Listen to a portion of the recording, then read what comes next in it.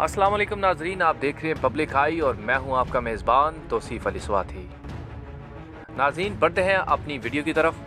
مولانا طارق جمیل کی میڈیا اور قوم کے بارے میں حالیہ متنازع بیانات اور پھر متنازع معافی کے باعث ہمیں الیکٹرانک اور سوشل میڈیا پر ایک مرتبہ پھر سے تلمبہ کا نام گونجتا سنائی دیتا ہے۔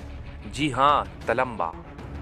مولانا طارق جمیل کا گاؤں دوسری بار خبروں کی زینت ہے، مگر پہلی بار کب دنیا بھر میں تلمبہ کا نام سنایا گیا تھا؟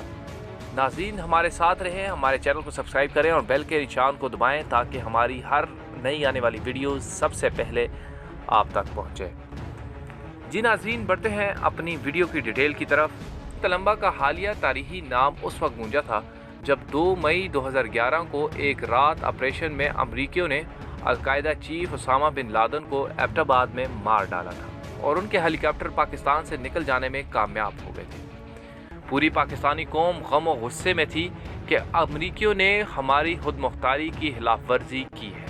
اسی اثناء میں اعلیٰ سطح تحقیقات میں ایک پاکستانی ڈاکٹر شکیل افریدی کا نام سامنے آتا ہے۔ جی ہاں، ڈاکٹر شکیل افریدی، معروف غدار پاکستان، جس نے امریکی ایجنٹ کے طور پر کام کیا اور اسامہ بن لادن کے خاندان کے خون کے نمونے امریکیوں کو فراہم کیے۔ ایک NGO کی آڑ میں کام کرنے والا ڈاکٹر شکیل افریدی تلمبہ کا رہائشی نکلا۔ جی ہاں ناظرین، یہ دلچسپ انکشاف ہے کہ افریدی اور تلمبہ اسی طرح حال ہی میں مولانا طارق جمیل اور اینکرز کے درمیان چل رہا تنازع سوشل میڈیا پر زیر بحث ہے۔ مشہور مذہبی شخصیت طارق جمیل صاحب کو اس طرح متنازع بیان نہیں دینا چاہیے تھا اور اینکرز کو بھی اس طرح لائیو نیشنل ٹیلی ویژن پر طارق جمیل صاحب سے معافی نہیں منگوانی چاہیے تھی۔ غلطی ان سے بھی ہوئی اور مولانا طارق جمیل صاحب سے بھی غلطی ہوئی، مگر انسان خطا کا پتلا ہے اور غلطی ہر انسان سے ہوتی ہے۔ سب باتیں اپنی جگہ ٹھیک، مگر ہم بات کرتے ہیں تلمبہ کی۔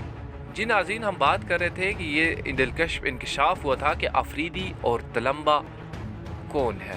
تو ہوا کچھ یوں تھا کہ 1920 میں افریدیوں کو انگریز سے وفاداری کے صلہ میں خانوال کے قریب تلمبہ کا ایک پورا چیک الاٹ ہوا۔ زرعی زمینیں بھی ڈاکٹر شکیل افریدی کے آباء و اجداد کو ملی۔ یوں تلمبہ آ بسے۔ اسی طرح بوسن کالج ملتان سے ڈاکٹر شکیل افریدی نے FA/FSC کی۔ اس کے پاس فاٹا اور خانوال تلمبہ دونوں کے ڈومیسائل تھے۔ خیر، یوں ڈاکٹر شکیل افریدی کے باعث 2011 مئی میں تلمبہ زیر بحث آتا ہے۔ خیر، یوں ڈاکٹر شکیل افریدی کے باعث 2011 مئی میں تلمبہ زیر بحث آتا تھا اور اب کی بار مئی سے چند دن قبل مولانا طارق جمیل کے بیانات کے باعث تلمبہ ہو رہی ہے۔ خانوال سے 27 کلومیٹر دور تحصیل میاں چنو کا قدیمی تلمبہ شہر آباد ہے۔ تلمبہ تاریخ کے اوراق میں کبھی برباد ہوا، کبھی آباد ہوا۔ جس جگہ تلمبہ آج آباد ہے، یہ 5ویں جگہ بتائی جاتی ہے۔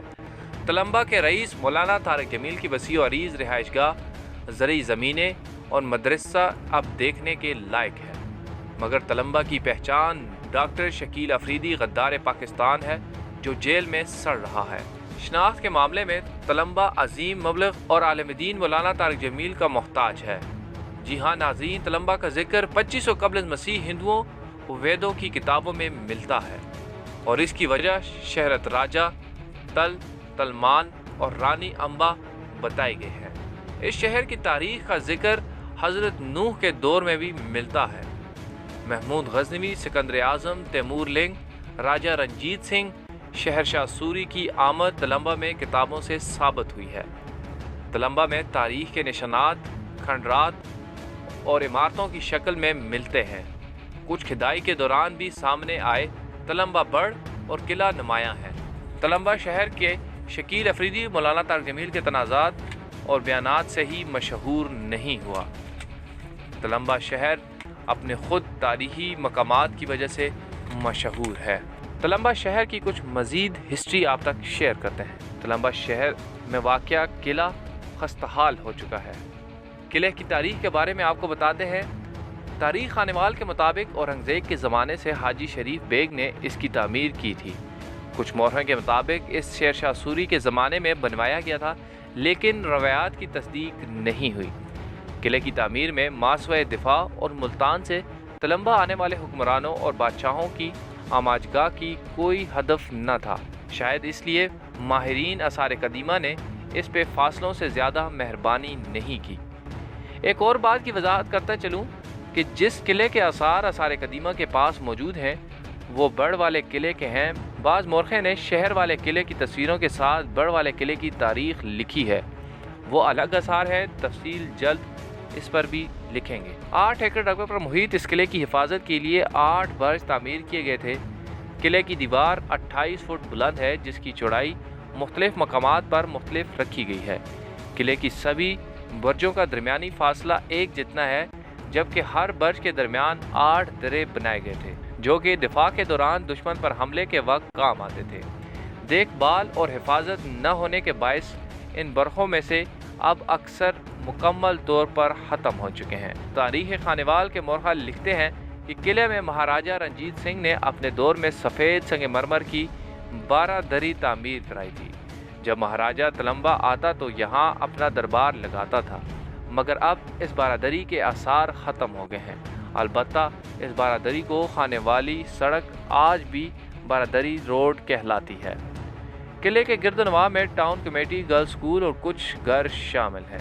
जी नाज़रीन, ये हिस्ट्री थी तलम्बा की। तो अब हम बात करते हैं उस टॉपिक पर जिसको हमने शुरू किया था।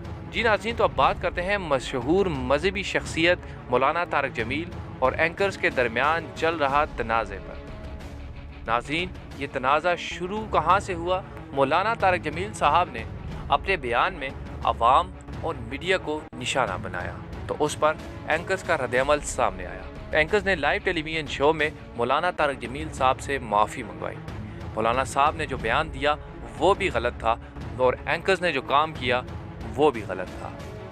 सब बातें अपनी जगह, लेकिन इंसान ख़ता का पुतला है। अगर मौलाना साहब से गलती हो चुकी थी तो उन्होंने अपनी गलती पे मुआफ़ी मांग ली थी। एंकर्स को इसके ऊपर इतना बड़ा इशू नहीं क्रिएट करना चाहिए था। अब तक की वीडियो के लिए इतना ही।